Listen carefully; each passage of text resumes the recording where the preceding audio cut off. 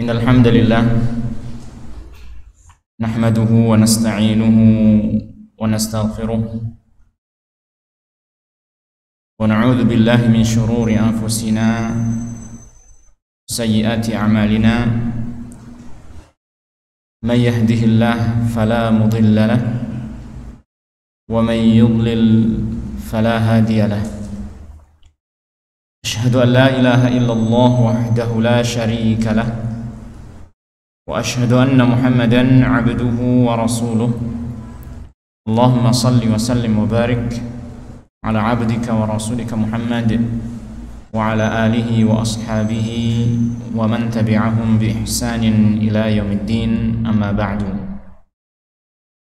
Ma'asyiral muslimin, jamaah pengajian rutin setiap malam Ahad, yang mudah-mudahan kita semua senantiasa mendapatkan limpahan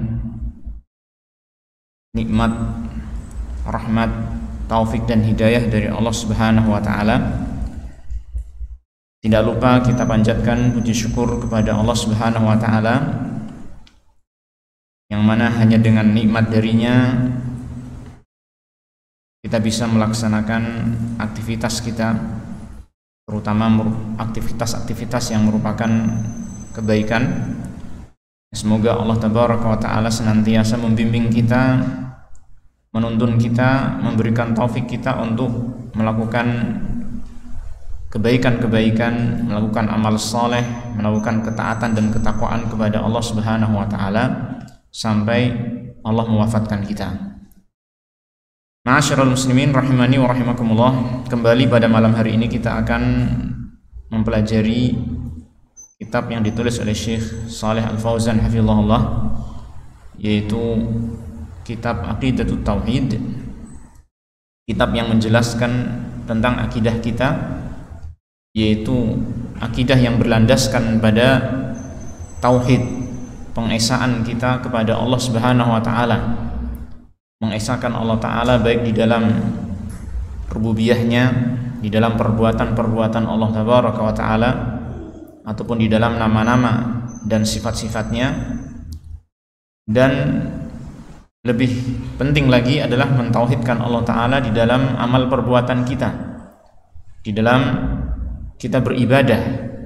Maka kita harus mengarahkan ibadah kita hanya kepada Allah Subhanahu wa Ta'ala saja, tidak kepada yang lain.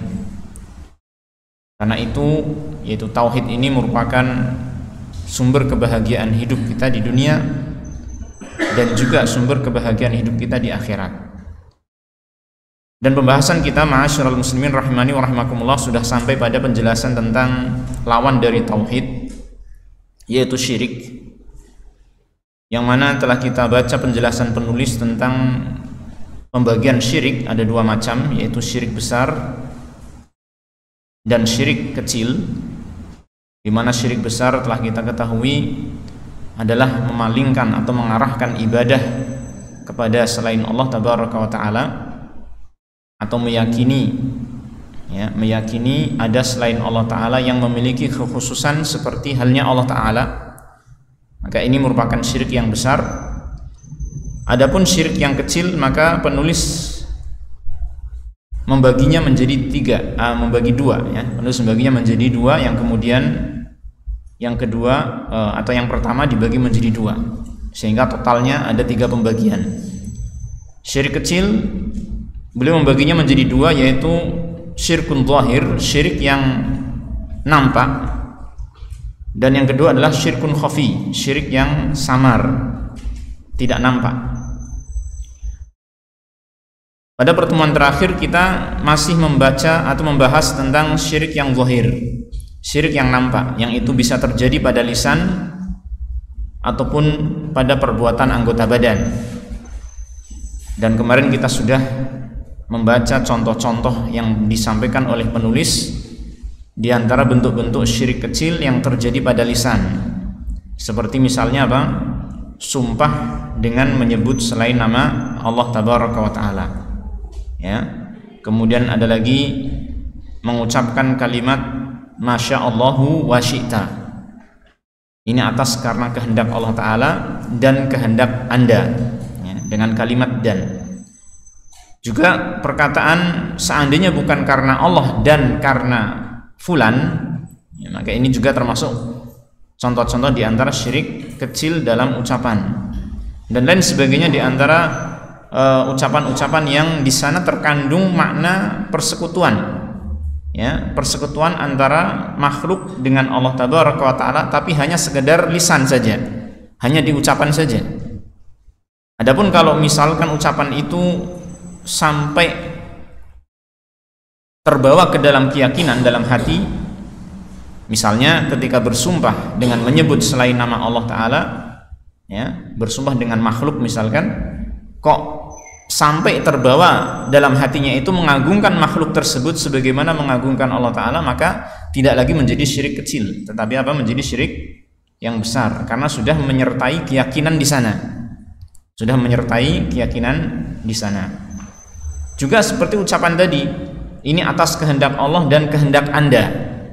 Ini kalau sekedar lisan saja maka dia adalah syirik kecil. Tapi kalau misalkan orang yang mengucapkan itu meyakini bahwasanya kehendak fulan itu setara dengan kehendak Allah Ta'ala, ya, maka itu juga termasuk syirik besar kalau sampai pada derajat apa, keyakinan, ya. Jadi ucapan-ucapan tersebut yang dicontohkan oleh penulis dikatakan sebagai syirik kecil selama batasnya itu hanya sekedar ucapan, tidak sampai pada apa, keyakinan. Tapi kalau sampai pada keyakinan maka dia bisa menjadi syirik besar, ya. Ini diantara bentuk syirik kecil, yaitu syirik yang zahir yang terjadi pada lisan. Nah, sekarang kita akan membaca lanjutan penjelasan dari penulis dalam bagian syirik yang zahir ini, yaitu yang terjadi pada perbuatan anggota badan.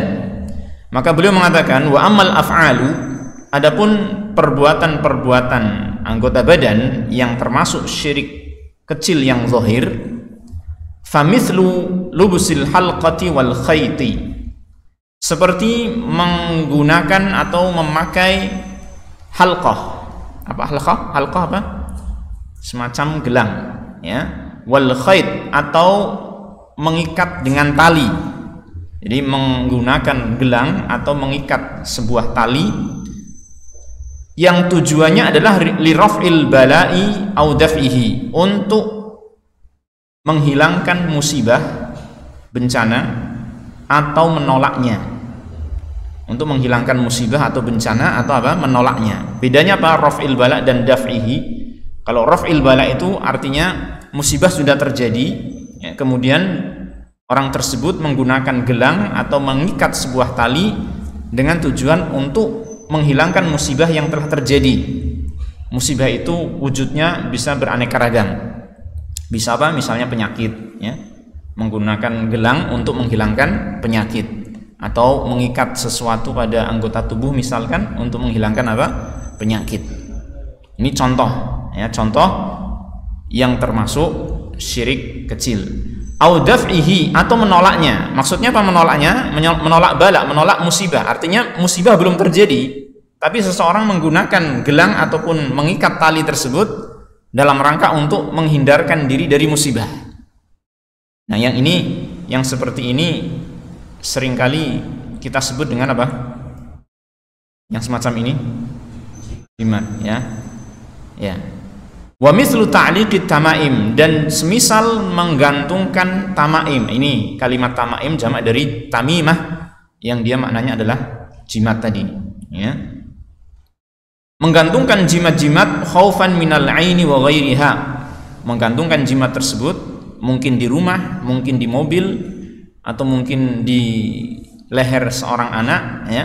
Khaufan minal aini, karena khawatir terkena ain, wa ghairiha, dan yang lainnya, dan musibah yang lain. Jadi misalkan ada seseorang punya mobil terus digantungkan di apa namanya, di kaca depan itu namanya apa itu? Ya, di situ digantungkan mungkin satu gantungan apa, bentuknya apa, ya, dengan tujuan untuk menghindarkan dari kecelakaan. Ini termasuk jimat, ya. Maka perbuatan seperti ini, mengenakan jimat dan barang-barang yang dianggap bisa menolak bala atau menghilangkan musibah, yang seperti ini dia termasuk kategorinya apa? Syirik kecil. Dia termasuk perbuatan syirik. Tapi syirik yang kecil. Tapi jangan lihat kecilnya, karena syirik kecil itu termasuk apa? Dosa besar. Ya, dia termasuk syirik kecil. Namun perhatikan kalimat selanjutnya, kata penulis, idza tuqida anna hadhihi asbabun li raf'il bala'i aw daf'ihi fa hadza syirkun asghar.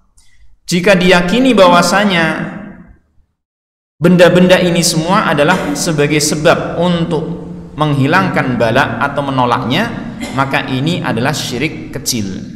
Jadi orang yang menggunakan jimat, ya, entah itu berupa gelang, kalung, benang, cincin, sabuk, rompi, macam-macam ya jimat ya. Orang yang mengenakan jimat, kalau dia meyakini bahwasanya jimat ini hanya sekedar sebab untuk menghilangkan musibah atau menolak bala, sedangkan yang memberikan keselamatan, yang menolak bala, yang menghilangkan musibah, dia masih yakin hanya Allah Ta'ala yang menguasainya, maka ini masuk kategori apa? Syirik kecil. Jadi hati-hati. Kadang orang itu ketika ditegur, ketika dia menggunakan jimat, dia beralasan bagaimana? Oh, ini kan hanya sekedar sarana saja. Saya kan masih meyakini Allah yang melindungi saya. Ya enggak? Biasanya orang yang mengenakan jimat itu beralasan seperti itu. Ini saya enggak berbuat syirik, kata mereka kan. Saya enggak berbuat syirik karena saya masih meyakini yang memberikan keselamatan saya itu hanya Allah. Ini hanya sebagai sarana saja. Oh, ternyata para ulama menyatakan yang seperti ini bentuknya, ya.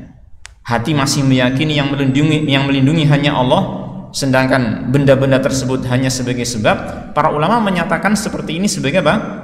Syirik kecil. Sebagai syirik kecil. Kenapa dikatakan sebagai syirik kecil? Li'anna Allah lam yaj'al hadhihi asbaba.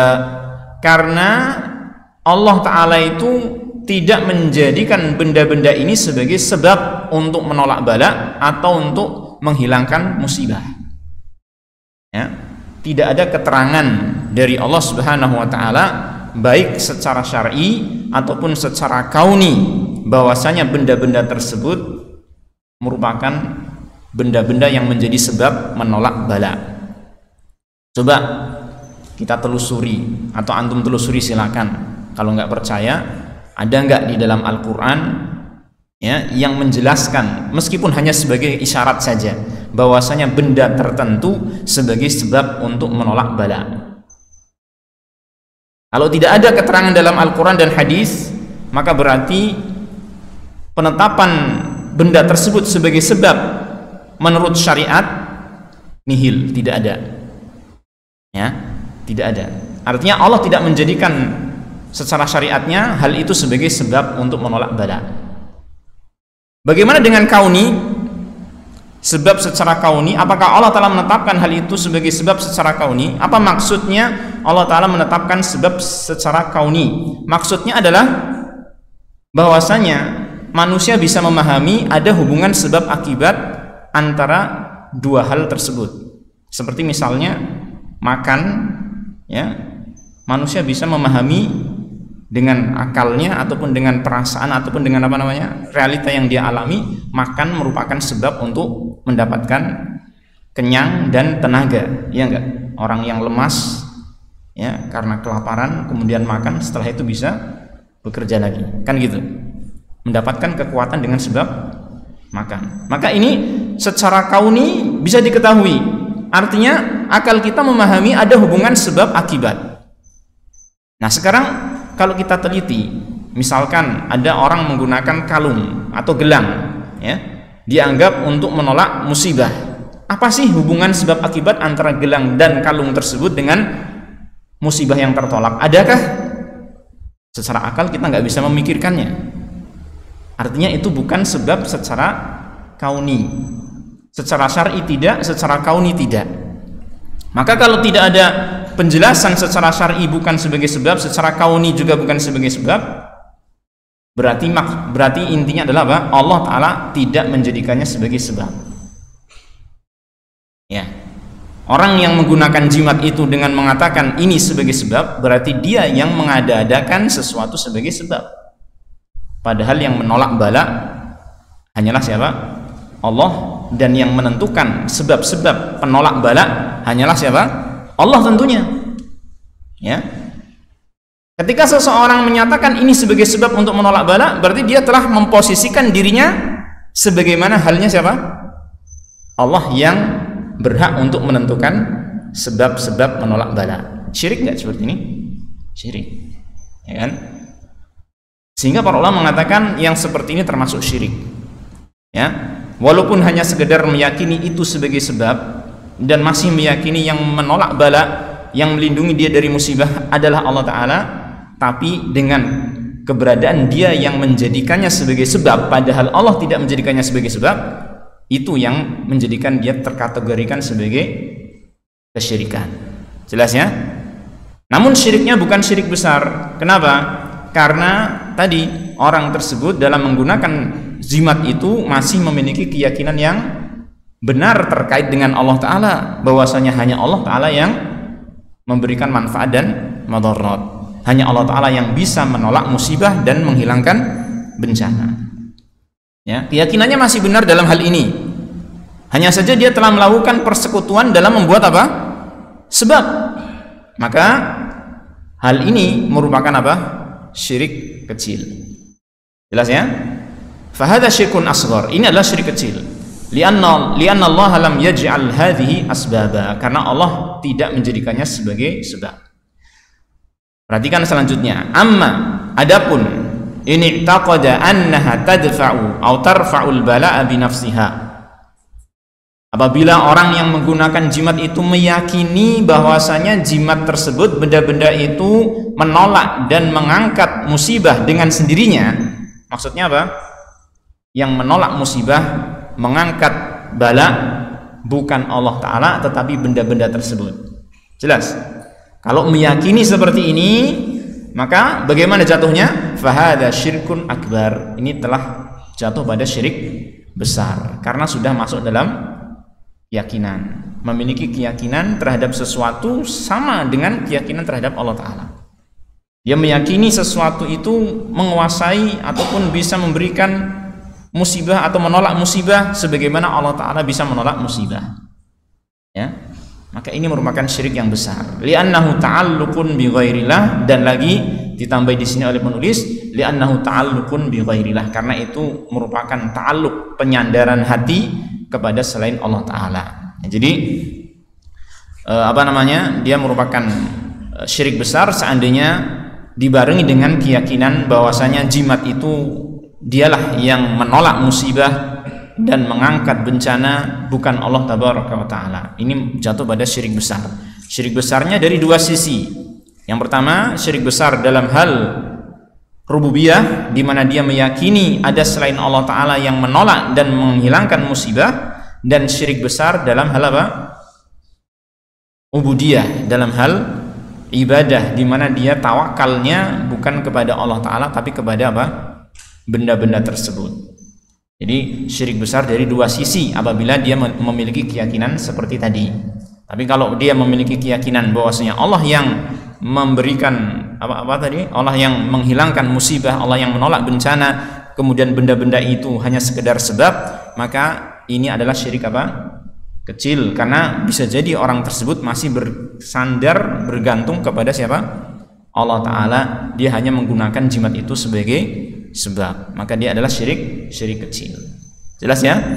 Ini contoh di antara syirik kecil yang terjadi secara nampak, kelihatan pada perbuatan manusia, pada perbuatan anggota tubuh manusia. Nah, kemudian yang berikutnya, ma'asyiral muslimin rahimani wa rahimakumullah, bagian syirik kecil yang kedua adalah al-qismu tsani minasyirkil asghar, syirkun khafi. Bagian kedua dari syirik kecil adalah syirik yang samar, syirik yang tersembunyi. Saking samarnya Rasulullah SAW sampai mengkhawatirkan pada diri para sahabat radhiyallahu anhum ajma'in. Saking apa? Samarnya. Ya, ini syirik yang kecil, tidak terlihat, ya.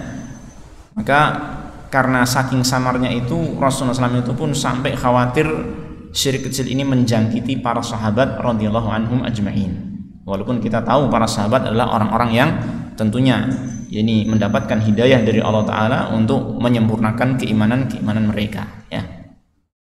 Baik, apa itu syirik yang samar? Wa huwa syirku fil iradati wan niyat, yaitu syirik yang terjadinya pada iradah, kehendak-kehendak manusia, wan niyat, dan mengotori niat-niat manusia dalam beribadah, ya. Bisa jadi seseorang beribadahnya memang dia tujukan kepada siapa? Allah. Syirik besar tidak? Saya ulangi. Bisa jadi seseorang itu beribadah dan dia tujukan kepada Allah. Memang dia tujukan kepada siapa? Allah. Syirik besar tidak? Hah? Tidak dong. Kan dia sudah mengarahkan ibadah itu kepada Allah. Maka dia tauhid kan? Bukan syirik besar kan? Ya, benar, dia telah benar mengarahkan ibadahnya kepada Allah. Tapi terkadang ibadah yang dia lakukan kepada Allah Ta'ala ini terjangkiti niatan-niatan dan kehendak-kehendak yang mengotori keikhlasannya. Ya, mengotori apa? Keikhlasannya. Contohnya apa? Orang sedang sholat, sholatnya kepada siapa ini? Kepada Allah. Kaum muslimin sholat ada yang kepada selain Allah? Enggak ada ya. Semuanya sholat kepada siapa? Allah Tabaraka wa Ta'ala. Tapi ketika sholat dia tahu ada orang yang melihat dia, ya, kemudian dia memperbagus sholatnya, memperindah sholatnya gara-gara ada orang yang melihat dia. Namanya apa? Riya. Namanya riya. Dia memperbagus sholatnya karena ada orang yang melihat dia, ya, memperlihatkan ibadah dia agar dipuji oleh orang, ya kan? Oh, dia sholatnya khusyuk. Dan ini bisa menjangkiti pada amalan-amalan ibadah yang lain, ya kan? Sedekah, ya, sedekah, orang sedekah kemudian ditulis namanya biar dipuji. Kemudian apalagi contohnya lain, membaca Al-Quran. Baca Al-Quran, ya, dengan suara yang dimerdu-merdukan biar orang terkesima dan memuji dia, ya kan? Tapi kalau misalkan dia baguskan suaranya biar menyentuh hati orang tersebut, dia agar dia itu apa? Agar dia itu khusyuk di dalam mendengarkan bacaan Al-Quran yang dia baca, maka ini beda lagi. Dan ini batasnya sangat tipis sekali antara niat yang benar dengan niat yang salah. Biasanya sangat sulit untuk mengendalikan niat ini, ya kan? Makanya para ulama itu di antara mereka ada yang mengatakan ma'alajtu syai'an asyaddu alayya min niyati. Aku tidak pernah mengobati, mengurusi perkara yang sangat berat dibandingkan dengan niatku, ya, karena hati itu senantiasa berbolak-balik, ya. Jadi apa tadi kita sebutkan contohnya? Sholat, kemudian apa lagi? Sedekah, apa lagi? Baca Quran, apa lagi contoh lain? Ibadah yang menyembelih, kemarin baru Idul Adha ya, menyembelih biar apa? Dilihat, oh itu hebat tuh, gitu kan. Ini niat. Walaupun menyembelihnya itu untuk Allah siapa? Allah Tabaraka wa Ta'ala. Niat yang bisa terkotori oleh syirik kecil. Dan ini kita harus memperhatikan setiap ketika kita itu melakukan ibadah, jangan sampai ada kotoran-kotoran yang merusak keikhlasan ini, ya. Maka dikatakan oleh penulis di sini contohnya adalah karya'i wa sum'ah. Seperti riya dan sum'ah. Riya dan sum'ah itu hakikatnya itu sebenarnya sama, yaitu memperlihatkan amalan ibadah kepada orang lain dengan tujuan agar dipuji. Perhatikan ya, riya dan sum'ah itu hakikatnya itu sama, yaitu apa? Memperlihatkan, menunjukkan amal ibadah yang dia lakukan dengan tujuan agar mendapatkan pujian. Kalimat yang terakhir ini perlu dicamkan, karena nanti membedakan dengan selain itu, selain yang riya dan sum'ah. Karena terkadang ada orang yang menampakkan amal ibadahnya tapi dia tidak riya, ya enggak? Menampakkan amal ibadahnya dengan tujuan agar dicontoh. Riya enggak ini? Enggak riya. Nah, itu yang membedakan dari mana? Hati. Dan hati ini yang perlu kita manage, perlu kita atur. Jangan kita yang kalah, tapi kita harus mengatur hati kita agar hati kita itu bisa terarah kepada niatan-niatan yang benar. Jangan sampai dalam hati kita itu malah terkalahkan dengan niatan-niatan yang keliru, kan gitu. Ya. Seseorang melaksanakan sholat wajib berjamaah, harus ditampakkan tidak? Saya mau sholat wajib, tapi kalau misalkan saya menampakkan nanti khawatir riya, nggak usah sholat berjamaah aja kalau gitu. Bener nggak yang seperti ini? Oh, nggak jadi sholat berjamaah, nanti masjid kosong semua, nggak ada yang sholat berjamaah dengan alasan apa? Riya. Jadi riya itu tidak semata-mata menampakkan amal ibadah, tetapi apa? Menampakkan amal ibadah dengan tujuan agar apa? Mendapatkan pujian. Ya, walaupun pujian itu nggak dia dapatkan, tetapi ketika hati sudah menginginkan itu sudah riya. Paham ya? Jadi dikatakan riya tidak mesti harus orang itu dipuji oleh orang lain, tetapi ketika hati sudah menginginkan hal itu, merasa nyaman dengan keinginan itu sudah apa? Riya. Ini harus kita perhatikan. Ya. Jelas ya? Jadi memperlihatkan amalan semata-mata tidak termasuk riya. Ya. Tapi riya itu adalah ketika seseorang memperlihatkan amalannya dan apa? Dalam hatinya itu menginginkan agar dipuji oleh manusia. Ya kan? Ini namanya riya. Baik. Dan tadi saya katakan antara riya dengan sum'ah hakikatnya adalah sama. Cuma bedanya apa? Bedanya adalah kalau riya itu di dalam amalan-amalan yang bisa dilihat, sedangkan sum'ah adalah amalan-amalan yang bisa didengar. Itu bedanya, ya. Jadi kalau riya itu adalah pada amalan-amalan yang bisa dilihat, sedangkan sum'ah pada amalan-amalan yang bisa didengar, ya. Atau bahkan seseorang menyampaikan amal ibadahnya, menceritakan maksud saya, agar orang memuji dia. Ini juga termasuk sum'ah. Termasuk apa? Sum'ah. Baik, jadi intinya sama ya. Baik. Dia merupakan syirik apa? Syirik kecil. Ka'an ya'mala 'amalan mimma yutaqarrabu bihi ila Allah, yuridu bihi thana'an nasi 'alaihi. Seperti misalnya seseorang melakukan satu amalan di antara apa yang dia lakukan untuk mendekatkan diri kepada Allah. Jadi amalan ibadah, sholatnya, ya, sedekahnya, bacaan Qur'annya, menyembelihnya, ataupun amalan-amalan lainnya, jihadnya, ya kan? Dia lakukan yang aslinya itu amalan ini untuk mendekatkan diri kepada Allah Ta'ala, tapi apa? Yuridu bihi thana'an nas. Dengan amalan tersebut dia menginginkan pujian manusia alaihi kepada dia. Inilah yang disebut apa? Riya.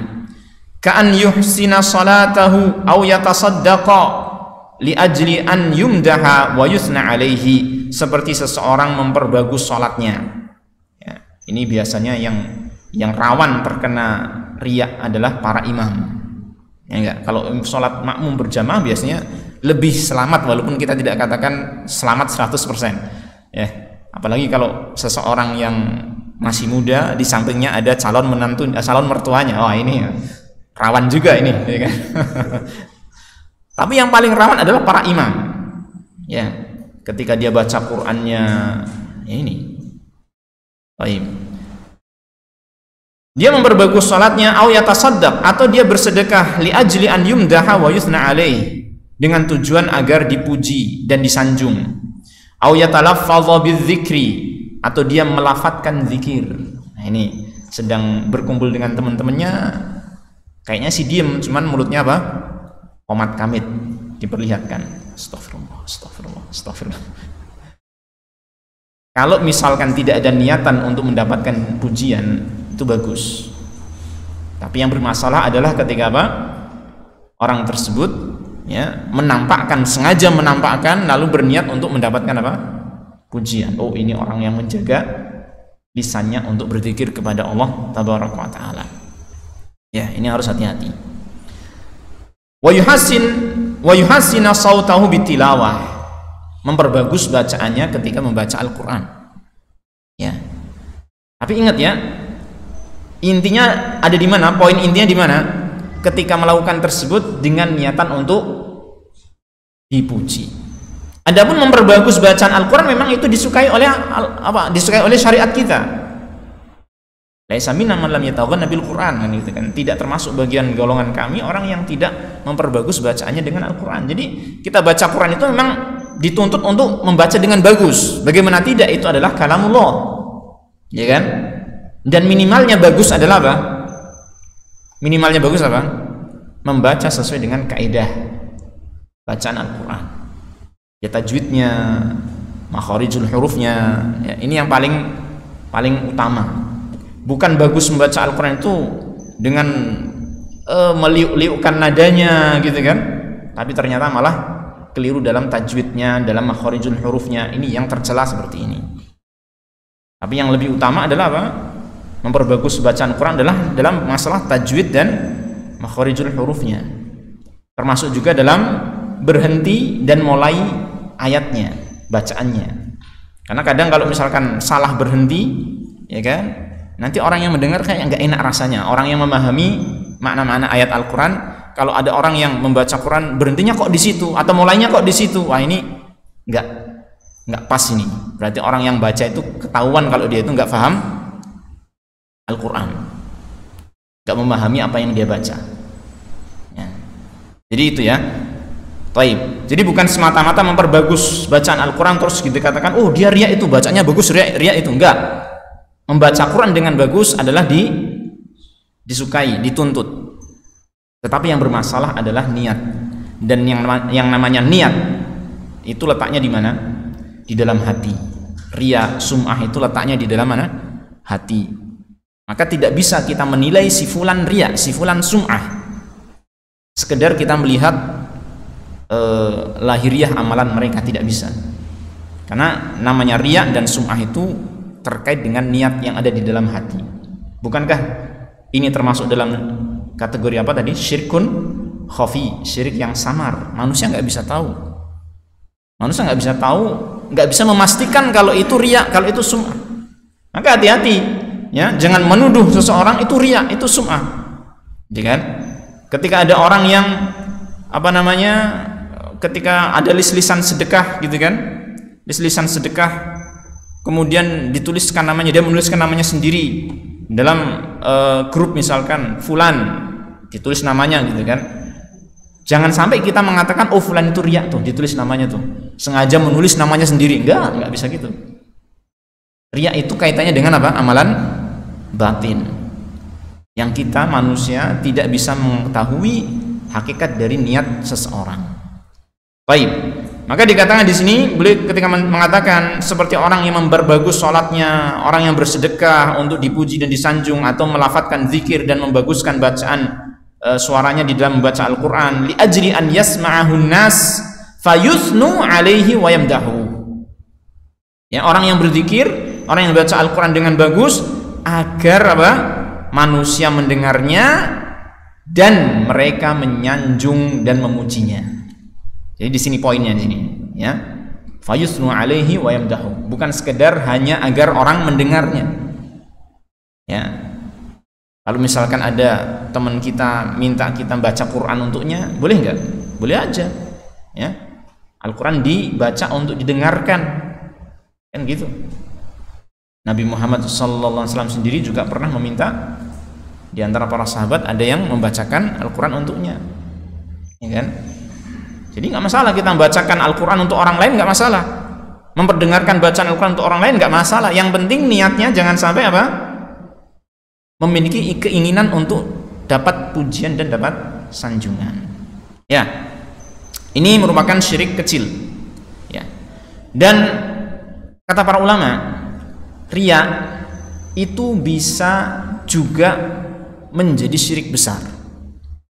Riya itu bisa juga menjadi syirik apa? Besar. Apabila seseorang riyanya itu di dalam keislaman, di dalam keimanan. Ya. Apa maksudnya ini? Seseorang masuk Islam, ya, agar orang lain melihat dia sebagai orang muslim, padahal dia tidak demikian. Dia mengaku sebagai mukmin, mengucapkan syahadat, mengaku sebagai mukmin, tapi padahal dia tidak beriman kepada Allah dan hari akhir. Ini namanya riya yang termasuk apa? Syirik besar. Riya yang termasuk syirik besar. Berarti riyanya siapa ini? Riyanya orang-orang munafik, itu yang termasuk syirik besar.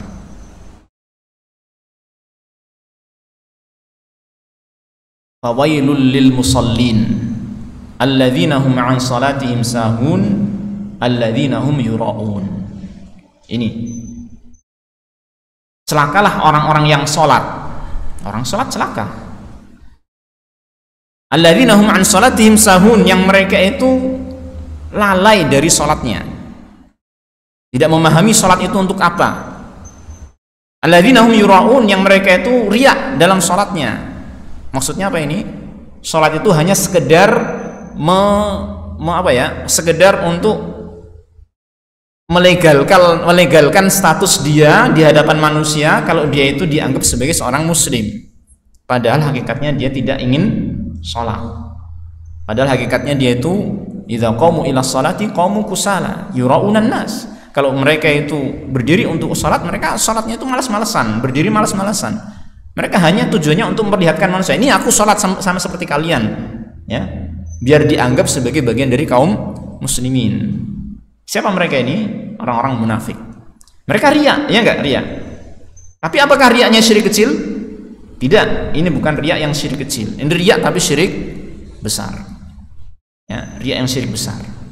Tapi kata para ulama, apabila riya itu terjadi pada seorang yang benar-benar beriman, apabila seseorang itu benar-benar beriman kepada Allah Subhanahu wa taala, kepada hari akhir, imannya sah gitu ya, benar-benar beriman walaupun mungkin tidak sempurna keimanannya, seandainya ada keinginan mendapatkan pujian yang ini adalah riya, maka riyanya termasuk apa? Syirik kecil, bukan syirik besar. Ya. Riyanya termasuk syirik kecil. Bahkan sebagian ulama mengatakan riya yang syirik besar tidak mungkin terjadi pada orang yang beriman. Riya yang syirik besar tidak mungkin terjadi pada orang yang beriman, yaitu orang yang benar-benar imannya sah. Karena dia terjadi pada siapa? Orang munafik. Nah, meskipun demikian bukan berarti kok riya ini apa? Sepele, perkara yang sepele. Tidak demikian. Lihat kata penulis berikutnya, wariya'u idza khalaqal amala abtalah. Dan riya itu jika mencampuri suatu amalan, maka dia akan membatalkan amalan itu. Maka contoh-contoh yang disebutkan tadi ya, sholat, sedekah, kemudian apa lagi? Zikir, membaca Quran, itu batal pahalanya sudah kalau tercampuri dengan riya. Sia-sia enggak? Sayang enggak? Sayang banget. Padahal nanti di akhirat kita itu ya ini sangat-sangat membutuhkan amalan yang kita lakukan ketika di dunia ini. Sholat kita yang kita lakukan selama ini nanti di akhirat kita butuhkan, ya kan? Yaitu pahala-pahalanya kita butuhkan. Maka hendaknya jangan kita sepelekan masalah amal-amal ini, jangan sepelekan menjaga keutuhan amalan-amalan yang kita lakukan. Jangan sepelekan. Kita harus berusaha untuk menjaga amalan-amalan yang kita lakukan. Pertama, dari sisi kecocokannya, kesesuaiannya dengan tuntunan syariat Islam. Kita harus tahu ini amalan ini sesuai dengan syariat. Kedua, itu dalam sisi apa? Keikhlasannya, ya kan? Kita harus menjaga keikhlasan kita dalam beramal, ketika sholat, ketika sedekah dan lain sebagainya. Dan ketiga, itu jangan sampai kita membatalkan amalan yang telah kita kerjakan dengan hal-hal yang bisa membatalkan setelah itu. Seperti misalnya sedekah. Sedekah itu bisa terbatalkan walaupun mungkin orang itu sedekahnya sesuai dengan syariat, kemudian dia ikhlas ketika sedekah, tapi ketika dia di setelahnya itu kok mengungkit-ungkit sedekah yang dia lakukan, maka bisa batal amalannya. Ya, maka kita harus berhati-hati dengan perkara-perkara yang bisa membatalkan pahala amal kita. Termasuk juga perkara-perkara lain yang di luar dari amalan kita yang bisa berpengaruh terhadap batalnya amalan kita. Ya. Seperti misalnya apa? Contohnya ada dalam hadis disebutkan bahwasanya orang yang datang kepada seorang dukun bertanya kepadanya tentang sesuatu, hanya sekedar bertanya, maka tidak akan diterima sholatnya selama berapa hari? 40 hari. Sia-sia enggak? sia-sia. Walaupun mungkin sholat yang dilakukan ketika itu sholat yang sesuai syariat, sholat yang ikhlas, tetapi ada sebab eksternal, sebab dari luar ya, yang apa? Menyebabkan pahalanya itu hilang. Maka kita harus perhatikan yang seperti ini. Ya, perhatian dengan perkara-perkara yang bisa membatalkan amal kita. Nah, di sini yang kita bahas adalah tentang riya. Riya apabila mencampuri suatu amalan maka akan membatalkannya. Habis sudah ya? Masya Allah. Ya, baik. Kita selesaikan sampai ayat ini dulu ya. Riya apabila mencampuri suatu amalan maka akan membatalkannya, membatalkan amalan tersebut. Dari sisi apa? Dari sisi pahalanya. Dari sisi pahalanya. Walaupun mungkin dari sisi keabsahan amalan tetap dikatakan apa? Sah. Seseorang mungkin sholat wajib, ya kan? Tiba-tiba muncul riya di sana. Pahalanya yang gugur, tapi sholatnya itu sah, kan gitu? Sholatnya sah, tidak perlu diulangi. Ya, tidak perlu diulangi karena tidak termasuk pembatal sholat yang zahir. Ya, tapi dia pembatal pahala sholat. Riya itu pembatal pahala apa? Sholat, bukan termasuk pembatal sholat yang zahir. Nah, qala Allah Ta'ala berfirman di antara dalil yang menunjukkan akan hal ini, yaitu tentang bahwasanya riya itu perkara yang sangat berbahaya. Faman kana yarju liqa'a rabbih falyamal 'amalan shalihan wa la yusyrik bi'ibadati rabbih ahada. Dalam surat Al-Kahfi ayat terakhir. Barang siapa yang mengharap perjumpaan dengan Tuhannya, yaitu perjumpaan dalam arti perjumpaan dalam keadaan diridhoi oleh Allah Ta'ala, karena tidak ada seorang pun yang meninggal pasti akan berjumpa dengan siapa? Allah. Tapi kondisinya berbeda-beda. Ada yang berjumpa dalam keadaan mendapatkan murka Allah, dan ini yang kita tidak inginkan, dan ada orang-orang yang berjumpa dengan Allah Ta'ala dalam keadaan diridhoi oleh Allah Ta'ala. Maka maksud dari ayat ini adalah barang siapa yang mengharap perjumpaan dengan Tuhannya, dengan Allah Ta'ala dalam keadaan diridhoi oleh Allah Ta'ala, falyamal 'amalan shalihan, hendaknya dia melakukan amal yang soleh, wala yusyrik bi'ibadati rabbih ahada, dan tidak menyekutukan seorang pun di dalam beribadah kepada Tuhannya. Artinya amal soleh yang dia lakukan harus murni ya, untuk Allah Ta'ala, harus ikhlas untuk Allah Ta'ala, tidak ada campuran-campuran yang mengotori keikhlasan seperti riya ini. Kalau ada campurannya maka bisa membatalkan pahala amalan tersebut ya. Tentang riya ini masih ada beberapa hal yang disampaikan oleh penulis, dan nanti ada juga syirik khafi yang selain riya juga ada, yaitu melakukan amalan ibadah dengan niatan untuk mendapatkan dunia ya. Itu juga termasuk syirik yang kecil yang nanti kita akan pelajari dari penjelasan penulis insyaallah taala. Adapun untuk malam hari ini maka saya kira cukup karena waktunya sudah habis. Kita akhiri, mudah-mudahan Allah tabaraka taala memberikan taufiknya kepada kita semua untuk bisa mendapatkan ilmu yang bermanfaat dan amal yang saleh, dan tentunya kita berharap Allah taala menganugerahkan kepada kita husnul khatimah. Amin ya rabbal alamin. Sallallahu wasallam ala nabiyyina Muhammadin wa ala alihi wa sahbihi ajma'in walhamdulillahi rabbil alamin.